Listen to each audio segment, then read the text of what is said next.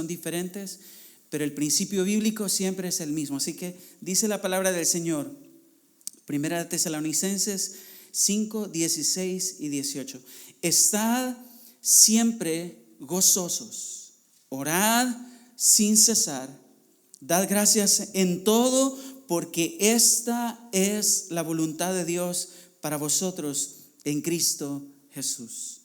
Lo vamos a leer otra vez. Estad siempre gozosos, orad sin cesar, dad gracias en todo, porque esta es la voluntad de Dios para vosotros en Cristo Jesús. Vamos a orar en esta hermosa tarde por la palabra del Señor. Padre, muchas gracias por darnos este privilegio de poder estar en este lugar, Señor, para poder adorarte, para poder exaltarte.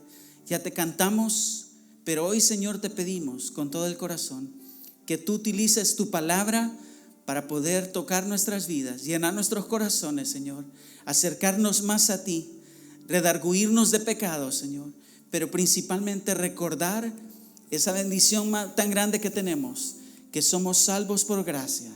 Gracias, Padre, por la salvación por medio de tu sacrificio en la cruz del Calvario. Señor, yo te pido que me libres del error y que toda la honra y la gloria sea para ti en esta hermosa tarde. En el nombre de Jesús oramos. Amén y amén. Pueden tomar su asiento, hermanos, en esta hermosa tarde. Qué privilegio poder estar con ustedes, no solamente para compartirles el regalo de la música que el Señor me ha dado a mí. Ninguna de mis canciones son mías, son del Señor, porque Él es quien las da y Él es quien ha provisto para poder producirlas y grabarlas. Y le doy gracias a Dios por iglesias como la de ustedes, por pastores como el suyo, que siempre ha apoyado nuestro ministerio para poder impulsarlo y para poder seguir predicando de diferente manera la palabra del Señor. Pero hoy quiero compartirles un tema muy hermoso, hermanos, que el Señor puso en mi corazón para ustedes. Viviendo en la voluntad de Dios. Viviendo en la voluntad de Dios. Si hay algo que Dios quiere que usted y yo vivamos todos los días de nuestra vida, es ya no vivir de acorde a nuestra voluntad, sino vivir acorde a la voluntad perfecta del Señor. Ahora, ¿qué es vivir en la voluntad de Dios? Bueno, Pablo fue un hombre que instituyó iglesias en la iglesia primitiva, y esta iglesia de Tesalónica era una iglesia muy, muy singular. Era una iglesia bien importante. ¿Por qué? Porque ellos habían escuchado el evangelio les había transformado, se habían rendido a Cristo y se habían convertido en una iglesia ejemplo de fe y de amor en toda el área donde estaba siendo predicado el evangelio. Por lo tanto, Pablo habla muy bien de Tesalónica. Y podemos ver que la iglesia de Tesalónica no solamente estaba creciendo en número, sino que necesitaba crecer en el conocimiento, madurez y espiritualmente. Aunque usted y yo tengamos años en los caminos del Señor, hermano, usted y yo necesitamos crecer más y más en conocimiento de quién es Dios, en madurez, pero en espíritu también. Ahora, lo que Dios utiliza para hacernos crecer, para hacernos madurar y para hacernos correr y caminar al ritmo que Él quiere es una tan sola cosa, hermano: este libro, su palabra. Si usted y yo, hermano, no leemos la palabra del Señor, si usted y yo no nos metemos en la palabra de Dios, si usted y yo no nos dirigimos por la palabra del Señor, usted y yo no vamos a crecer como Dios quiere que crezcamos. Ahora, el objetivo de crecer espiritualmente no es para que otros vean cuánto yo conozco de la palabra de Dios. No, el objetivo de crecer espiritualmente es para que yo muera y Cristo viva en mí. Por eso el apóstol Pablo decía: ya no vivo yo, mas Cristo vive en mí. Y lo que Dios utiliza para hacernos crecer es su palabra. Por eso, hermano, estoy seguro que en esta iglesia se predica la palabra de Dios. ¿Cuántos dicen amén? En toda iglesia se debería de predicar la palabra del Señor. ¿Por qué? Porque las canciones son bonitas, hermano. Yo me dedico a cantar, pero una canción no te va a transformar. Una canción te emociona, una canción te recuerda verdades, pero lo que transforma nuestros corazones es la bendita palabra del Señor. Por eso necesitamos como iglesia la palabra del Señor. Por eso el creyente verdadero, el creyente genuino, ama y tiene hambre de la palabra del Señor. La palabra nos confronta. ¿A cuántos el Señor nos ha confrontado más de alguna vez acá?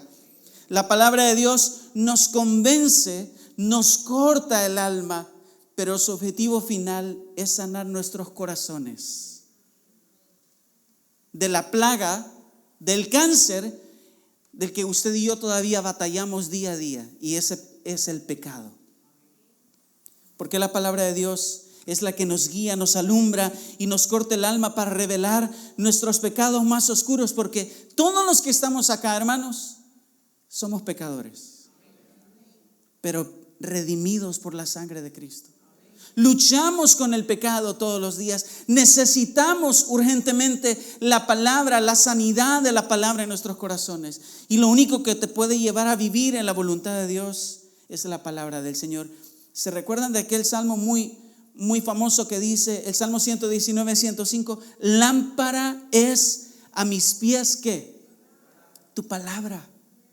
Y lumbrera para mi camino. En la versión que yo tengo dice, lámpara es a mis pies tu palabra y luz para mi camino. Proverbios 6:23 dice, porque el mandamiento es lámpara y la enseñanza luz y camino de vida, las reprensiones de la instrucción.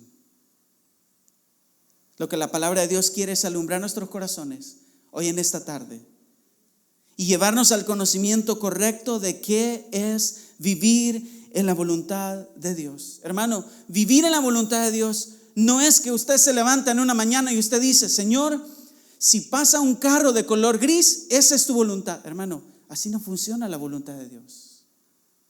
Señor, si no me da hambre y no tengo ganas de comer pupusas, es la voluntad de Dios que yo haga. Hermano, la voluntad de Dios no funciona así. Es más profundo que eso.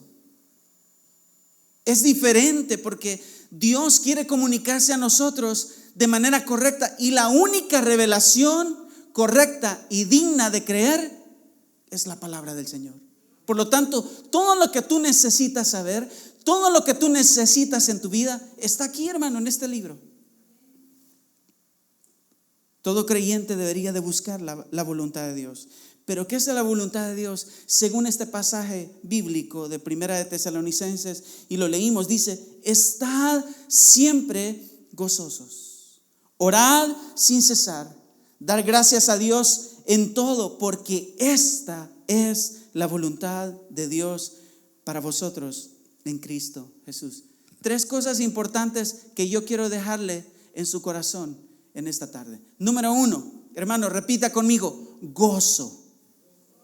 No, pero repítalo como que usted acaba de comerse un par de tacos o un par de pupusas. Gozo. Eso. Número 2, oración. Número 3, gratitud. Eso es vivir en la voluntad de Dios. Esa es la voluntad de Dios para nuestras vidas. Y el primer punto que quiero compartir con ustedes es: necesitas constantemente el gozo de Dios. Hermano, necesitamos constantemente el gozo de Dios. ¿Por qué? Lo acabamos de leer. Lo acabamos de leer en la palabra de Dios. Dice, estad, ¿cuándo, hermanos? Siempre gozosos. De manera, hermano, que todo creyente que ha creído en Jesús es una persona que debería de buscar constantemente el gozo de Dios. Ahora, el gozo de Dios en la vida del creyente, hermano, es completamente indispensable. Usted y yo dependemos totalmente del gozo de Dios. El gozo de Dios en la vida del cristiano es una marca indiscutible. Por ejemplo, si usted quiere saber si una persona es creyente o no lo es, vea qué tanto esa persona le obedece a Dios en su palabra. Porque la marca indiscutible de la salvación es la obediencia, hermano. Usted puede decir que es cristiano, y usted puede decir que canta, y usted puede decir que tiene un ministerio, pero si usted no vive como Dios manda aquí, usted y yo no somos cristianos. Porque sinónimo de creer en Jesús es obedecer a Jesús. Por eso nosotros, cuando confesamos a Cristo, lo confesamos no solamente como Salvador, sino que lo confesamos también como ¿quién? como Señor de nuestras vidas. Él es el jefe. Ya no se hace lo que yo digo, ya no se hace lo que yo pienso, ya no se hace lo que yo quiero, se hace lo que el jefe dice. El jefe me compró en la cruz del Calvario, por lo tanto yo voy a hacer lo que Él dice que yo haga. Ahora, si la obediencia es la marca indiscutible de la salvación, hermano, el gozo de Dios en la vida de una persona es la marca indiscutible de que esa persona está confiando en el Rey de Reyes y Señor de Señores. ¿Cuántos dicen amén? ¿Ve? La obediencia es sinónimo de salvación, pero el gozo de Dios es sinónimo de confianza en mi Salvador. Si yo tengo el gozo de Dios, hermano, es porque yo sé que Él tiene el control de mi vida. Si yo vivo en el gozo, hermano, yo no entiendo por qué habemos creyentes que a cada ratito andamos pidiéndole a la gente que ore por nosotros porque nos queremos morir. ¿Cuántos deprimidos hay acá? Hermano, mire, yo soy un gran chillón. No sé si usted batalla con eso, con la depresión, la ansiedad, la tristeza, el desánimo. Bueno, quizás tu nivel de gozo necesita aumentarse, porque el gozo de Dios no es cualquier cosa, hermano. No es natural, es algo sobrenatural dado por la persona del Espíritu Santo que nos ha sellado, que está en nosotros y que está con nosotros. ¿Hasta cuándo? Hasta el fin del mundo. Hermanos, aún en medio de la aflicción, aún en medio de los problemas, porque ¿quién no tiene problemas, hermano? Levanten la mano los que tienen problemas en esta tarde. Todos tenemos. Si usted no tiene problemas, yo lo voy a buscar para que me preste. Porque todos atravesamos problemas familiares, problemas emocionales, problemas laborales, problemas legales, problemas financieros. ¿Cuántos están batallando con problemas de salud?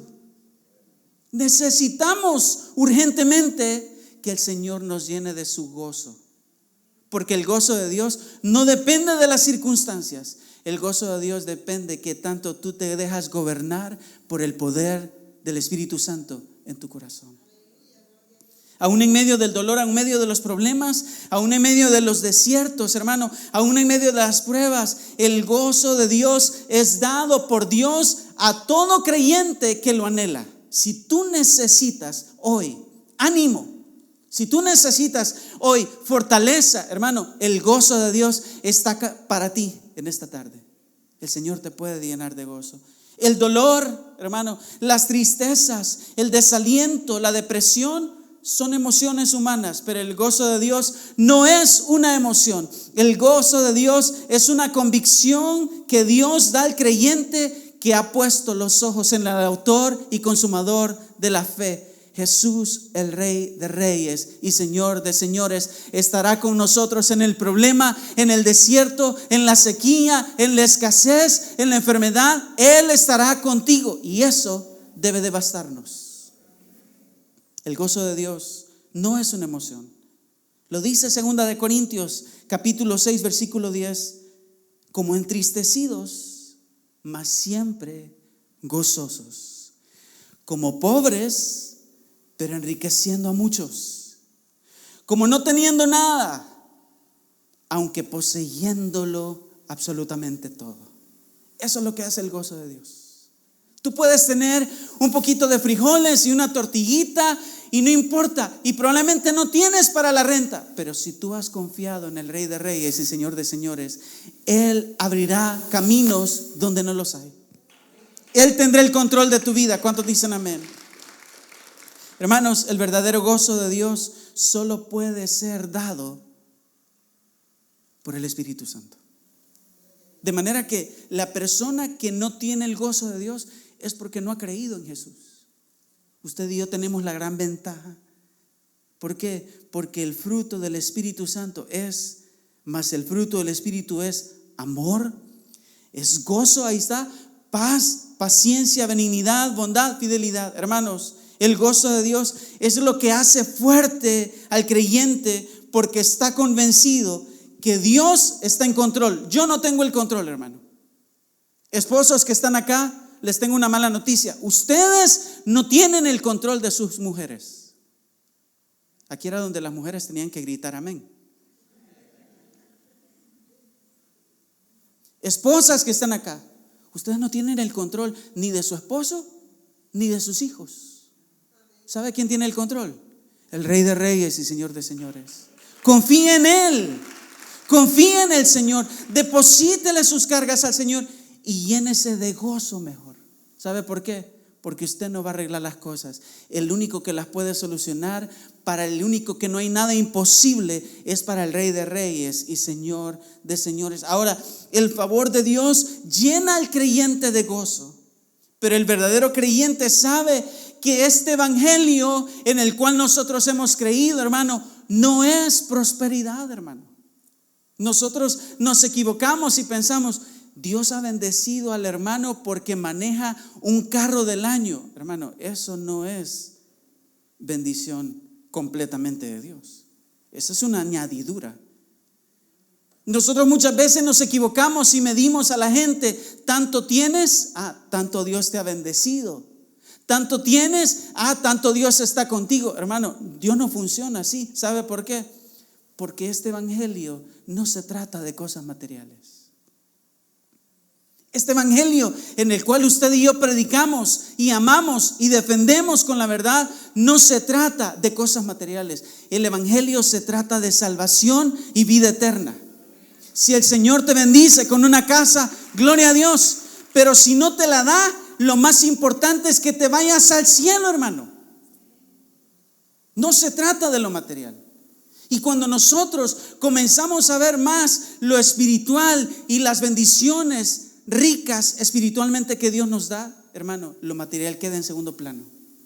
Y nos damos cuenta que ya somos ricos en Cristo Jesús, que ya tenemos lo mejor de Dios. Yo estoy en contra de eso que la gente dice, hermano, lo mejor de Dios está por venir. ¿Cómo que está por venir?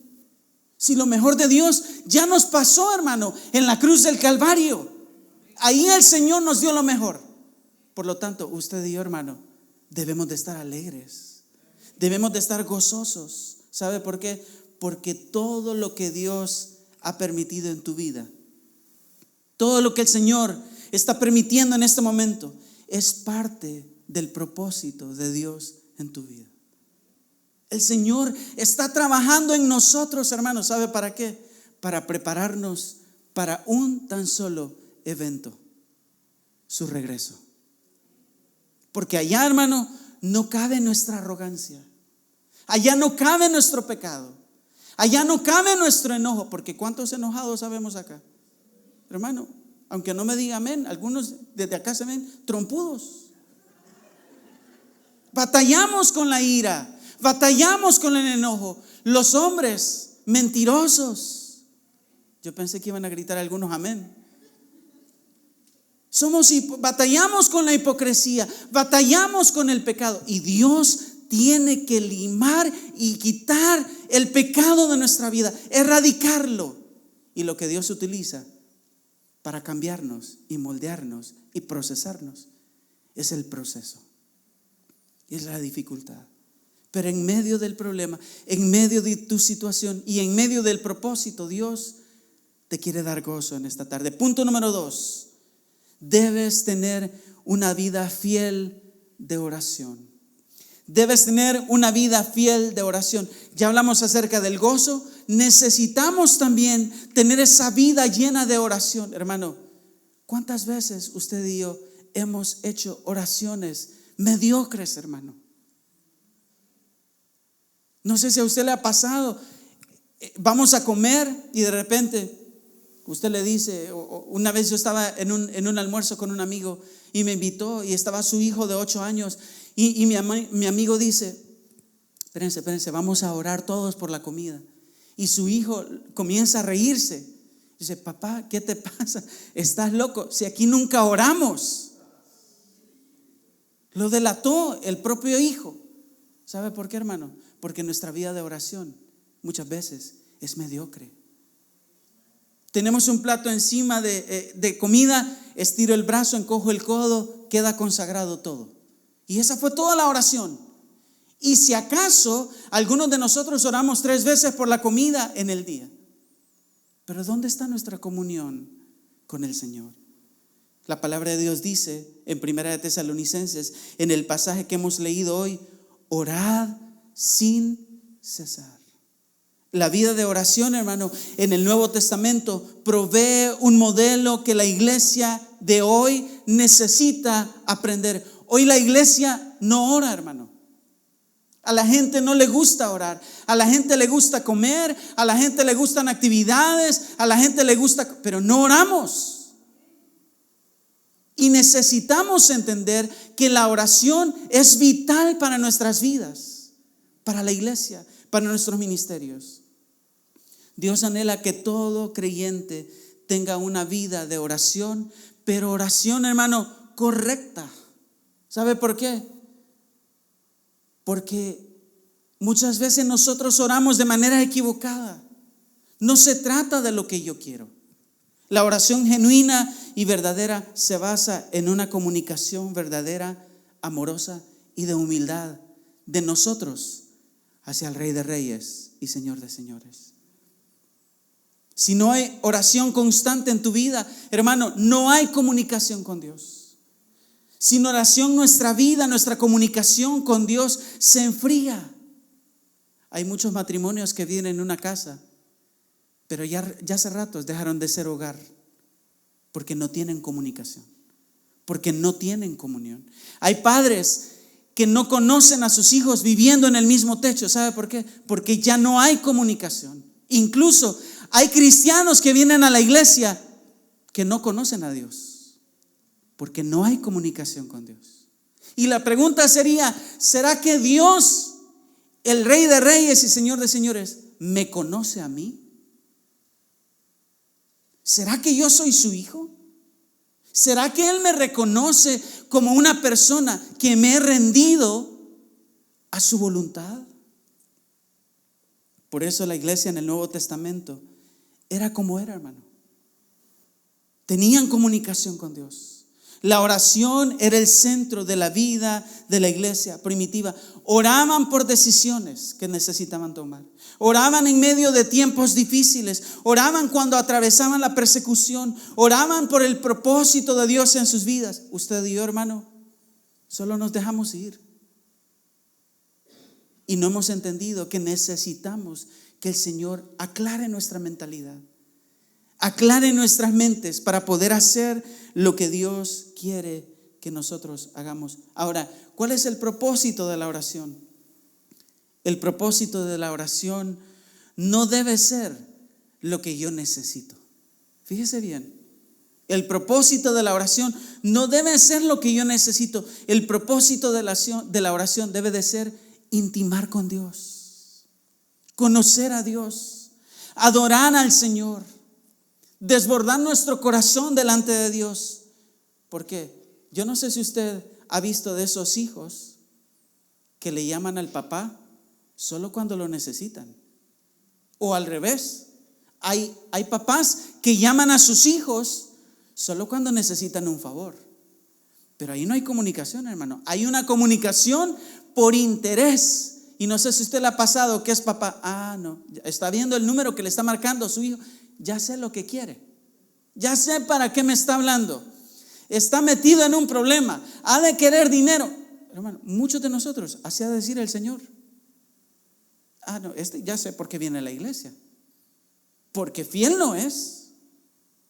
Porque él no tiene una vida que yo tenga, que yo pueda decir que realmente es un hijo que se humilla, que se somete. Me está buscando por interés, hermano. Y aún así, el Señor ha sido grande y misericordioso con muchos de nosotros. Pero si somos muy honestos, hermano, usted y yo nos hace falta mucho por tener esa verdadera comunicación que el Señor desea de nosotros. El propósito de la oración es intimar con Dios. ¿Por qué?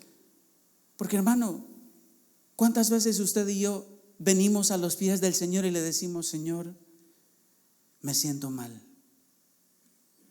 porque estoy batallando con este pecado, perdóname? Para eso es la oración, hermano. para venir y buscar arrepentimiento en el Señor y buscar esa sanidad en nuestro corazón. Hermano, porque muchos de nosotros hemos malinterpretado la palabra de Dios y creemos que nuestro máximo enemigo es el diablo. Hermano, el diablo, ahí déjenlo. A todos le echamos la culpa al diablo. Su máximo enemigo no es el diablo. Su máximo enemigo no es la suegra, hermano. Su máximo enemigo es nuestra carne, es nuestro yo. Y necesitamos orar para que el Señor nos ayude a matar nuestro yo, a morir a nuestro yo, para que Él viva en nosotros.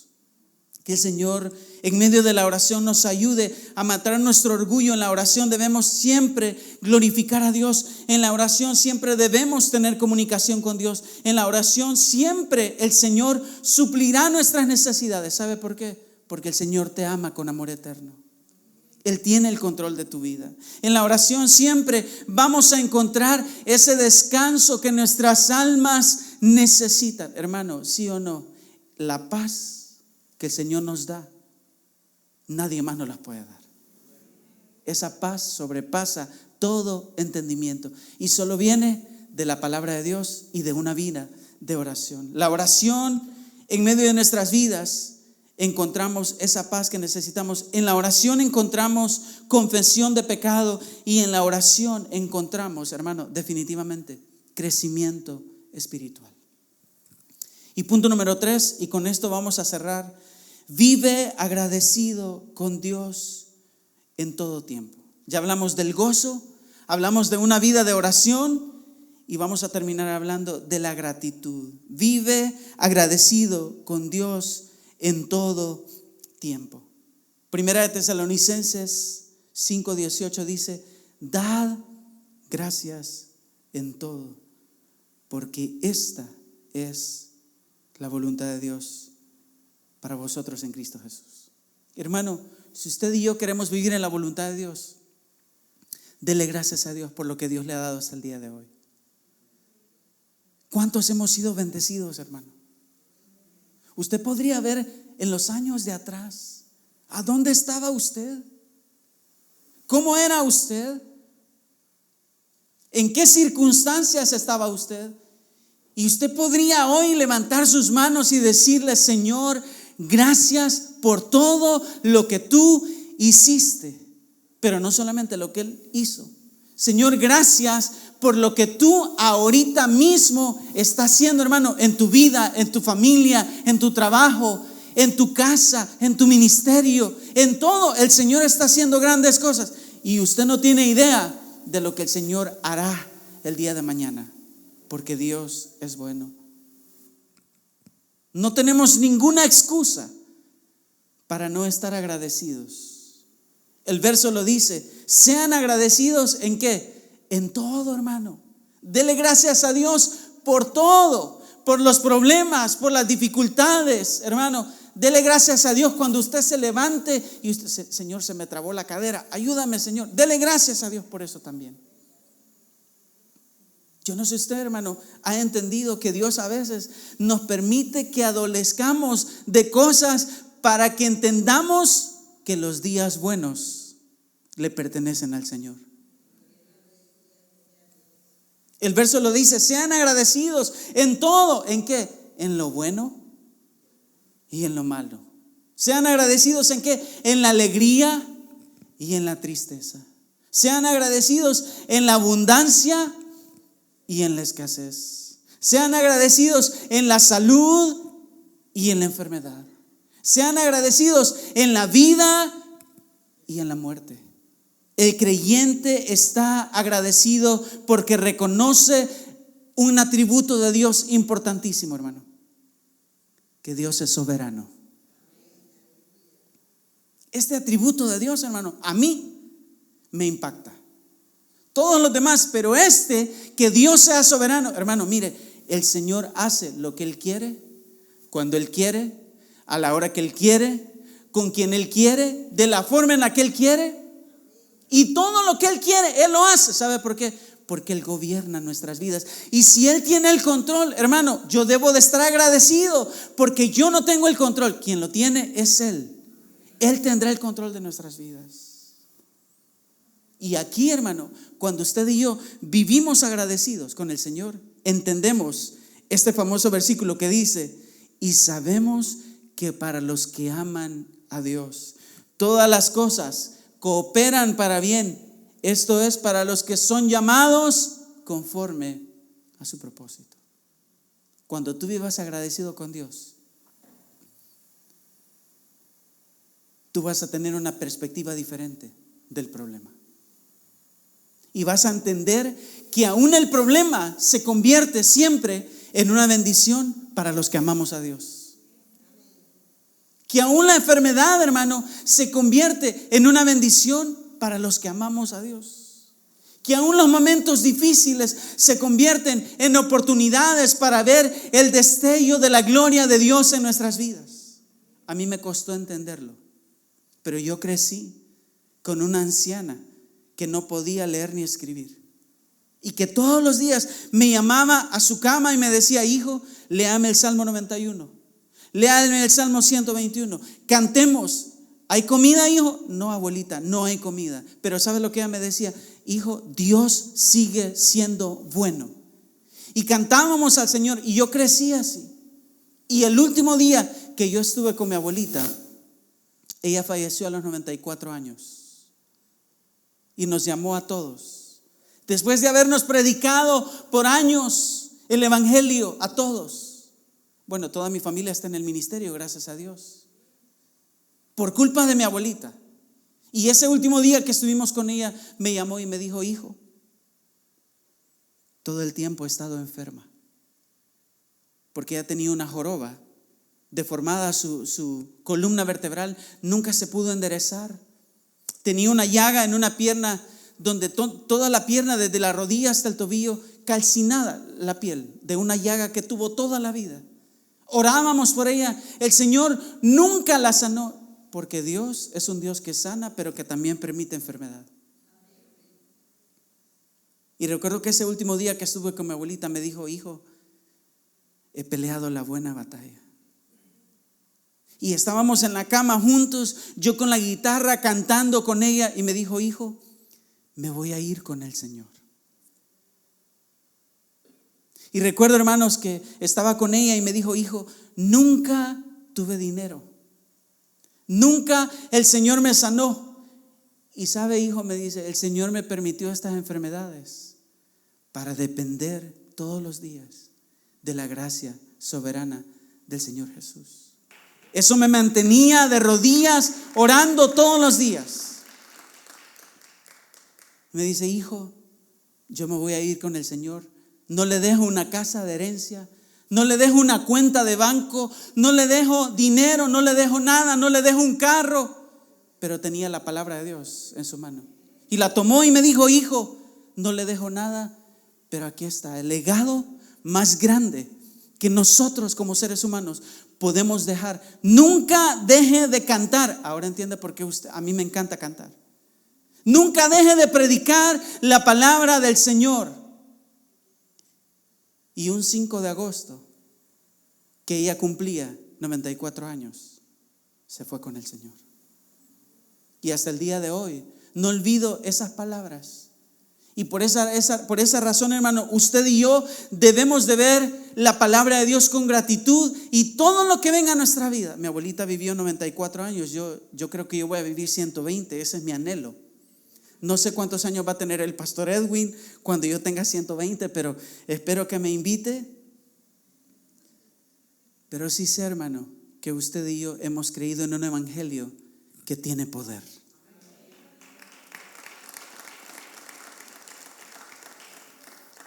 La gratitud en Dios solo viene de una confianza continua en el Señor Jesús y del poder del Espíritu Santo en nuestras vidas. ¿Quién hace posible en nosotros la gratitud?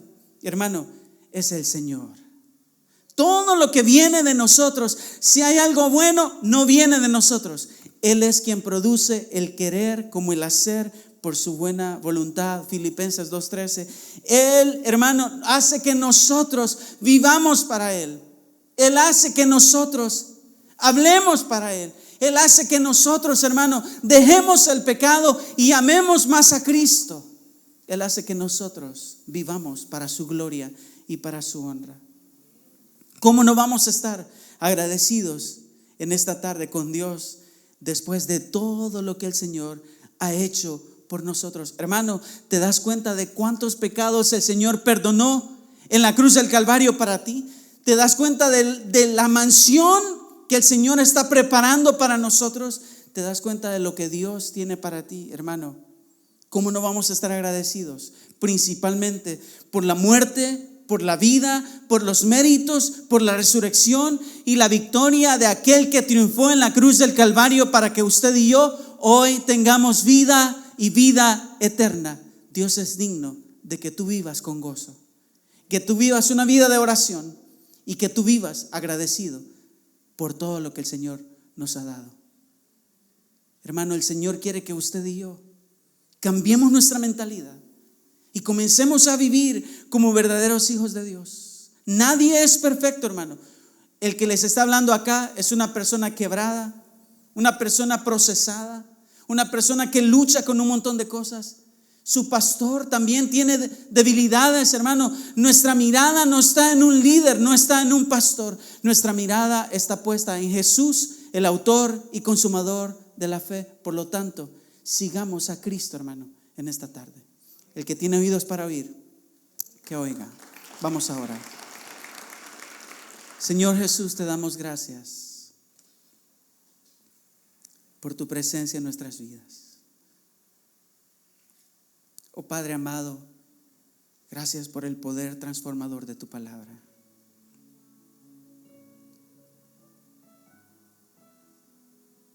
¿Qué haríamos sin ti, Señor? ¿Dónde estaríamos hoy?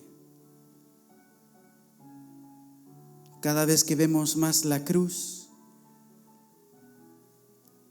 somos más inútiles nosotros. Cada vez que te vemos más a ti, Señor, nos damos cuenta de que todo lo has hecho tú. Todo te lo debemos a ti, Señor. Por eso hoy, danos de tu gozo, Señor, sobrenatural. Padre, ayúdanos a poder vivir para tu gloria y para tu honra. Que nuestras vidas, Señor, reflejen que tú estás con nosotros, que tú estás aquí reinando en nuestros corazones, que tú, Señor, nos has cambiado y nos sigues transformando. Padre, ayúdanos, purifícanos con tu palabra, que nuestra vida de oración mejore, Señor. Que la oración, Señor, nos ayude a humillarnos delante de ti, a conocer más tu corazón. Tú tienes el control de nuestras vidas. Tú sabes lo que necesitamos, Señor. Pero lo que más necesitamos es rendirnos a ti. Y Señor, hoy, en esta tarde, como iglesia, te damos gracias por lo que tú has hecho, por lo que tú estás haciendo y por lo que tú harás. Gracias, Padre, por el pastor Edwin. Gracias por su amistad, Señor. Gracias por su familia. Gracias por esta iglesia, Señor. Gracias por cada ministerio. Gracias por esta organización, Señor.